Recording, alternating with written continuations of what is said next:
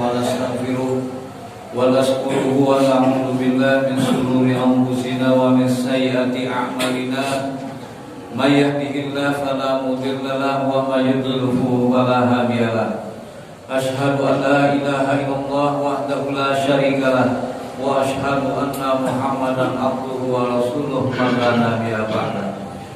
قال الله تعالى في القرآن الكريم أعوذ بالله من الشيطان الرجيم بسم الله الرحمن الرحيم يا أيها الذين آمنوا اتقوا الله حق تقاته ولا تموتن إلا وأنتم مسلمون. وقال رسول الله صلى الله عليه وسلم dulu ma'a kitabullah haitsuma dar. Alhamdulillah. Pertama-tama marilah kita panjatkan puji serta syukur kehadirat Allah. Sholawat serta salam semoga terlimpah kepada Nabi yang kita cintai, Nabi yang kita rindui, Nabi yang kita ikuti, Nabi yang membawa amanah penasehat umat, yaitu Nabi Muhammad Rasulullah sallallahu alaihi wasallam. Allah berfirman di dalam surah Ali Imran ayat 102, yang dipanggil adalah orang beriman. Perintahnya jelas, takwa. Iman dan takwa inilah yang kemudian Allah mengukur kita semua. Diukur dengan kalimat haqqa tuqatih.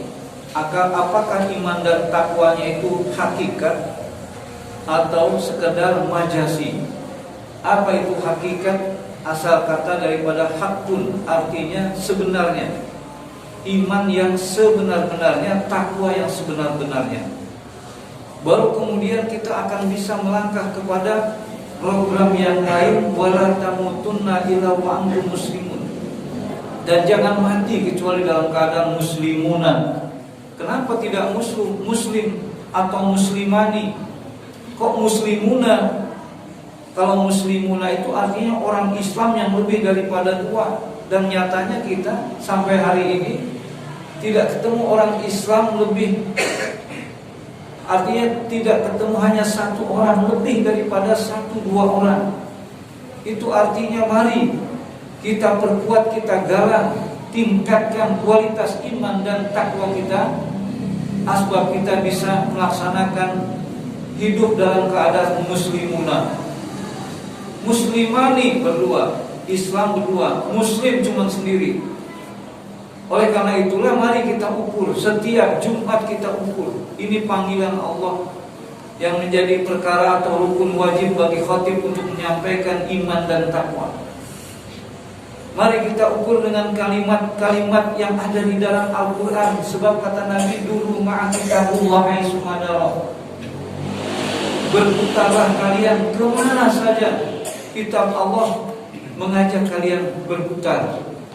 Haitsuma dar, kemana saja perputarannya. Tidak jauh perputarannya itu, karena antara dalil akli dan dalil nakli itu berjalan seiringan. Seandainya kita berbicara iman takwa, ya memang yang diukur iman, yang diukur takwa.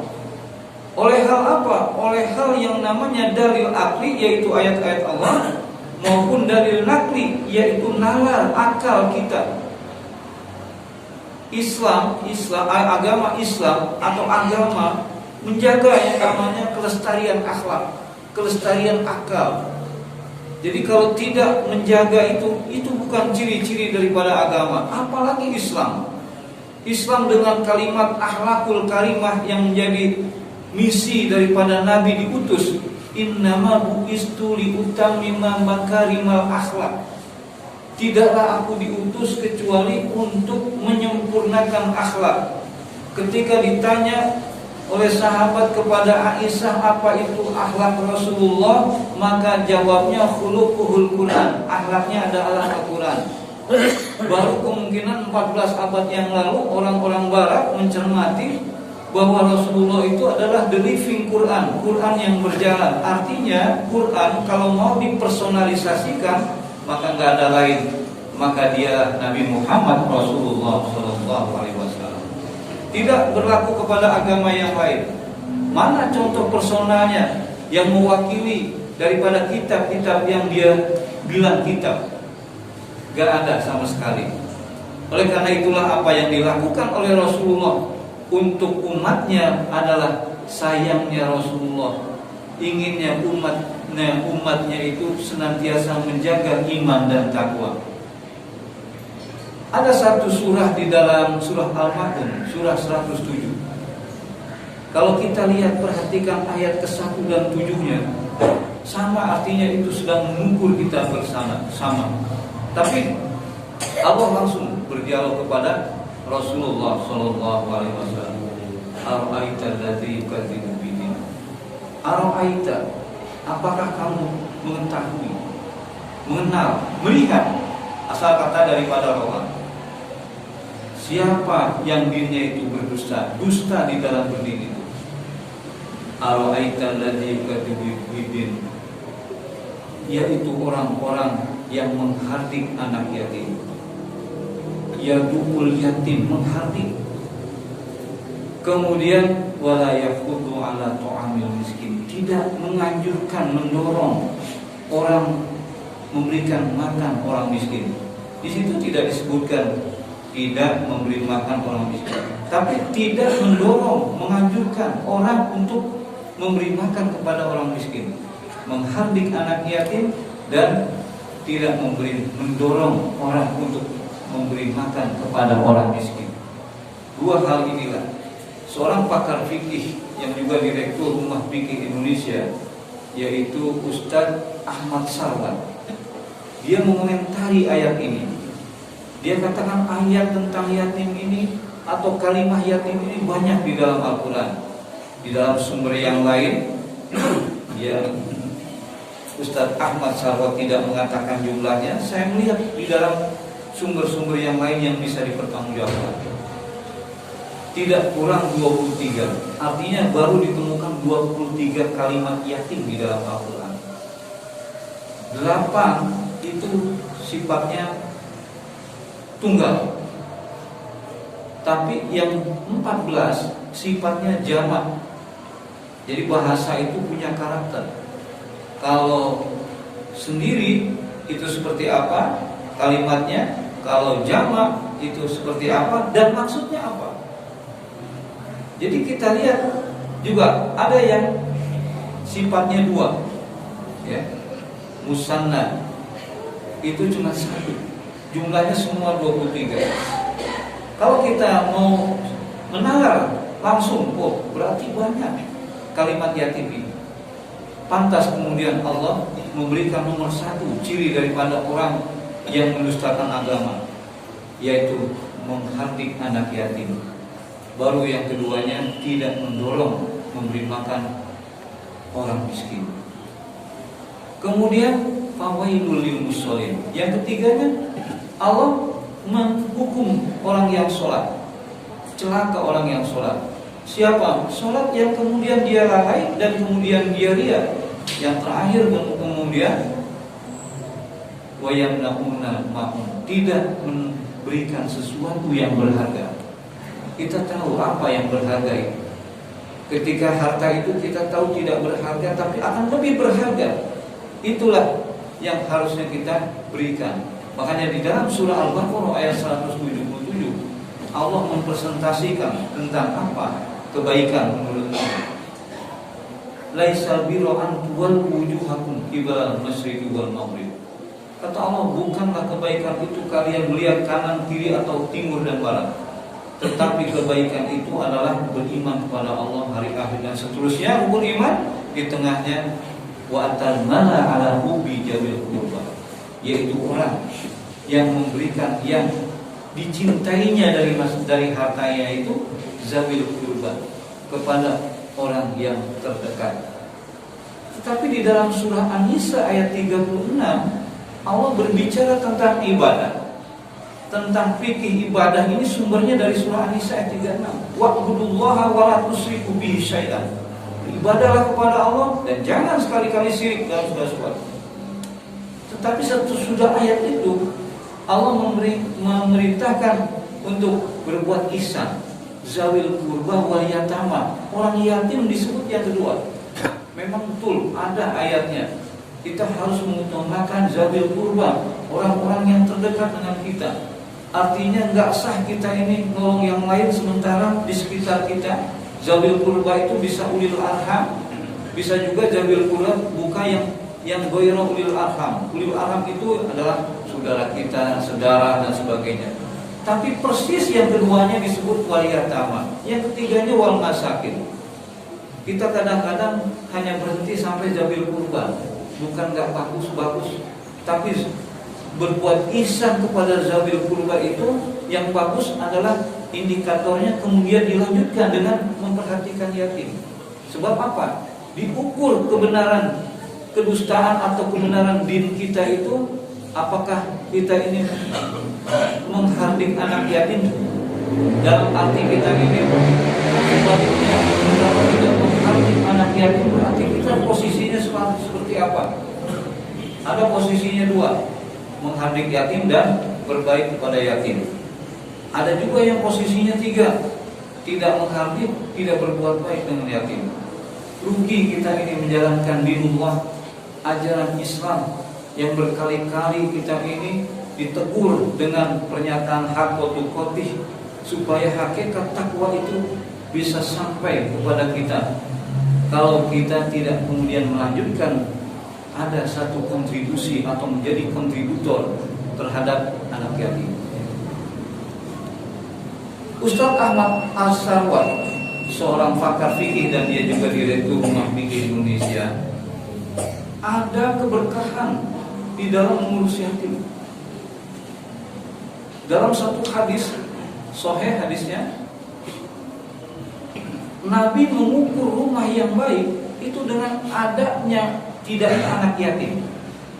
Kata Nabi, rumah yang baik adalah yang di dalamnya anak yatim diurus dengan baik. Dan Nabi melanjutkan, rumah yang jelek, rumah yang di dalamnya ada anak yatim, tapi anak yatim enggak diurus dengan baik. Kita akan bertanya, kita nggak punya di rumah ini anak yatim, kita nggak bisa mengurus dengan baik, juga tidak memperlakukan dia dengan buruk. Tapi kan sekarang sudah zamannya bahwa rumah global. Jadi rumah itu bukan hanya resonansinya dengan tembok-tembok yang kita miliki atau pagar-pagar yang kita miliki. Tetangga saja sudah bisa disebut rumah juga. Dalam arti adalah masyarakat tetangga. Lebih jauh lagi bukan hanya Indonesia, sudah bisa melewati letak geografis sehingga kita ini tahu. Kita bilang gak sengaja ada anak yatim di Palestina, ada anak yatim di Suriah, di India dan sebagainya. Apalagi kita tahu yatimnya itu orang tuanya adalah pejuang Islam. Kita berpikir bagaimana posisi kita terhadap itu. Apa kemudian kita lewatkan, ibarat kita membaca satu buku, kemudian kita lewatkan saja, kita baca buku halaman yang lain yang tidak ada urusan dengan yatim. Tidak bisa begitu. Bakal ditanya sama Allah, seperti pertanyaan Allah kepada Nabi. Sebetulnya Allah mengukur kita semua. Inna rabbaka labil mirsad. Sesungguhnya Allah mengawasi kita semua. Yang diawasi dua karakter. Fa'amal insanu idza mabtalahu rabbuhu fa'akramahu wa na'amahu fayaqulu rabbi akraman. Itu yang pertama diukur. Kepada orang yang adapun dia apabila diuji sama Allah, dikasih kemuliaan, wa na'amahu, dikasih kenikmatan, fayaqulu, maka orang itu berkata rabbi akraman, Allah lagi memuliakan. Tapi kata Allah di dalam ayat itu juga, di dalam surah Al-Fajr, persis ini adalah masjid Al-Fajr. Jadi hari ini Al-Fajr lagi diawasi oleh Allah dengan turunnya surah Al-Fajr, karena itu berhubungan dengan fa'amal insan, dan kita insan. Apabila dikasih oleh Allah ujian berupa kemuliaan dan kenikmatan, fayaqulu, dia mengatakan rabbi akraman, ya Allah lagi memuliakan aku.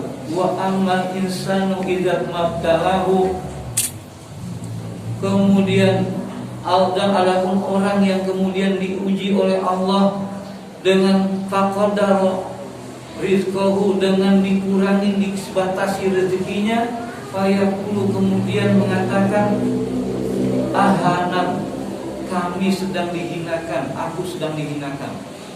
Allah tahu ada seperti itu. Kita tidak tahu kita pada posisi mana.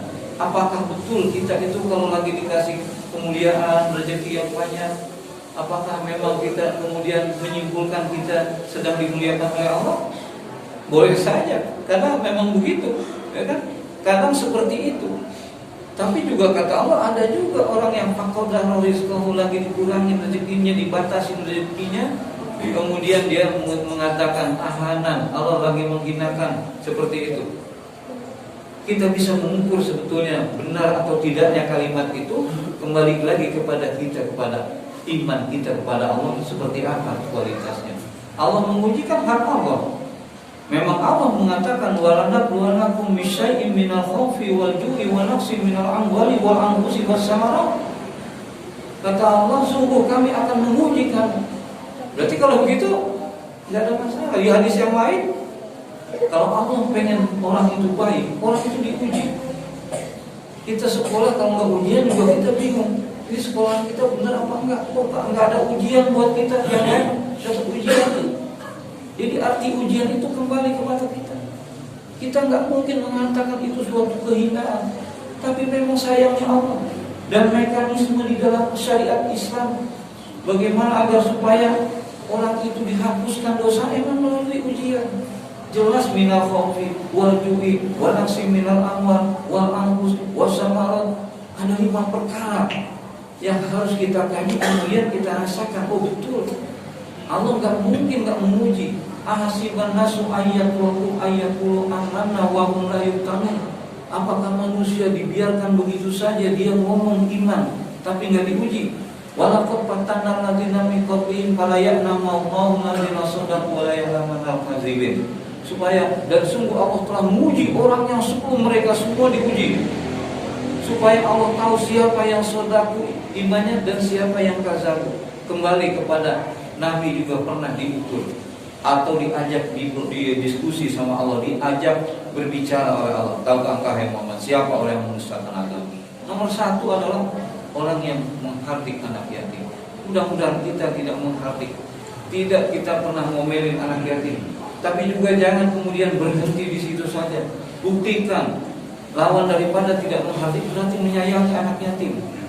Kita kan pengen masuk surga, sedangkan masuk surga ini dikasih oleh Allah jalannya macam-macam, ya kan? Saudara kita di Palestina jalannya kayak begitu. Kalau kita bagaimana? Ya bagaimana kita memahami Quran? Yang pentingnya diawali daripada kesungguh-sungguhan. Kita juga nggak mau nanti di akhirat karena ternyata kita nggak memiliki tiket jihad. Padahal yang namanya masuk surga itu tiketnya jihad. Ya. Kata Allah, apa hasibtum?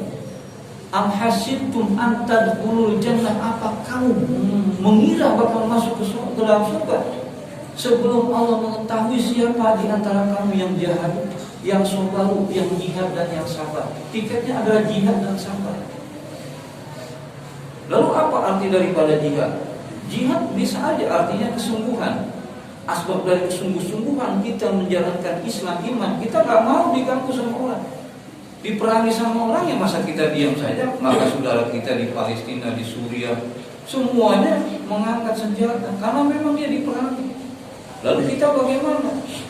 Kita juga sungguh-sungguh apa yang diperangi di dalam diri kita, apa yang dirasakan oleh diri kita untuk membela daripada Islam.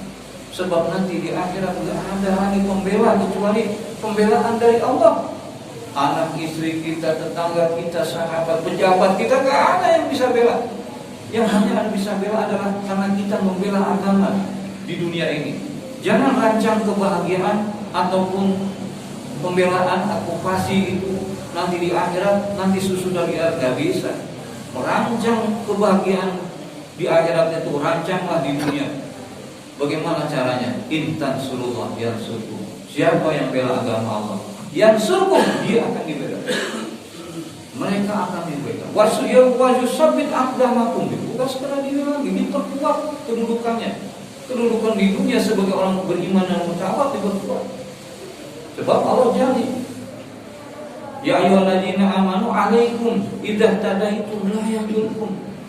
Hai orang beriman, kalau Allah sudah kasih hidayah kepada kamu, tidak ada yang bisa membahayakan kamu. ceritalah tentang corona, ceritalah tentang yang lain-lainnya, silakan.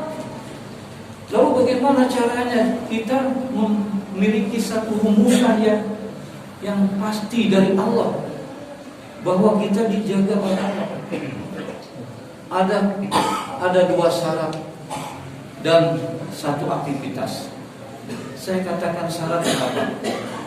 Karena di dalam surah Al-Maidah ayat 65, 66 dan 67, yang pertama Allah mengawali dengan kalimat walau annahum, seandainya, walau anna ahla kitab, seandainya ahli kitab, amanu wattaqu wa amanu wattaqu, mereka beriman dan takwa, lakafarna anhum sayyi'atihim, yang pertama dia akan dihapuskan kesalahannya, wala adkhalnahum jannatin na'im, akan dimaksudkan ke dalam jannah na'im yang penuh dengan keimanan. Ini kalimatnya seandainya, persyaratan saya bilang. Kemudian persyaratan yang kedua, walau annahum aqamut tawrata wal injil wa ma unzila ilaihim mir rabbihim, dan seandainya mereka benar-benar menegakkan Taurat, Injil, wa ma unzila ilaihim mir rabbihim, dan apa saja yang diturunkan kepada mereka dari Rabb mereka, la aqulu, kata Allah, akan aku berikan makan min fawqihim wa min tahti arjulihim, dari bawah mereka, dari fawqihim, dari atas mereka, wa min arjulihim, dari bawah mereka, kaki-kaki mereka. Innallaha la yahdil qaumal kafirin, innallaha la yahdil kafirin, dan Allah tidak akan memberikan hidayah kepada orang kafir. Itu seandainya yang kedua. Berarti kita harus serius. Kalau Allah berbincang tentang yatim hari ini, adakah betul di dalamnya ada keberkahan? Masa Nabi bilang rumah yang baik yang ada yatimnya diurus, lalu kita masa buntu pemikiran kita kalau di rumah kita nggak ada yatim? Apakah kita lupa bahwa banyak orang yang mengurus yatim? Nah, begitu kalimat mengurus yatim, memang 14 kalimat yatim itu menunjukkan jamak, dikumpulin memang orang yatim itu. Bahkan ahli fikih yang namanya Ustaz Ahmad Sahwat, ya kan, seandainya kita ini mau mengambil keberkahan dari situ, subhanallah, dia sampaikan surah Al-Fajr tadi, ya kan, bala tukrimuna yatim, bahkan sesungguhnya kamu tidak memuliakan yatim. Artinya kalau mau memuliakan yatim, maka rezeki kita tidak akan dibatasi. Ini bukti kita tegakkan Quran. Quran mengajarkan kita untuk mengajak kita kepada siratal mustaqim, masuk ke dalam surga. Kita berbicara, Allah tunjukilah kami ke jalan yang lurus. Kata Allah,